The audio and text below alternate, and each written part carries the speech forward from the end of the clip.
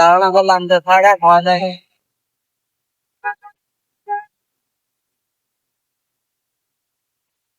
আসসালামু আলাইকুম। ওই পায়ের অবস্থা তোমার এরকম কেন? মানে ছোট থেকেই এমন? তোমাকে দেখাশোনা করে কে? আমার দাদা, দাদি?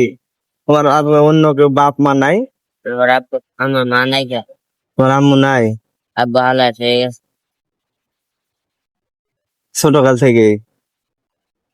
হম। তোমার দুই পাই এমন? আচ্ছা, তুমি তো ইচ্ছা করলেও তো তুমি অন্য কিছু করতে পারবে না। হাত দুটা ভালো আছে? এই হাতে একটু সমস্যা। এই হাতে? এই হাতে।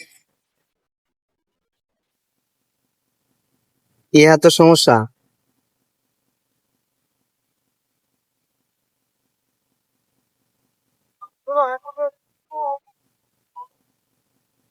না, দুঃখ করো না।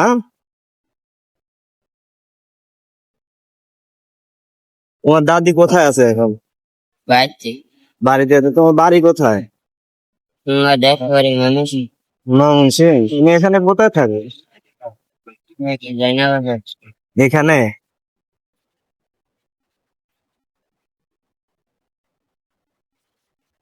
আচ্ছা, ঠিক আছে, ভালো থাকো। হ্যাঁ, ঠিক আছে, দুঃখ কষ্ট করো। ঠিক আছে বাবু।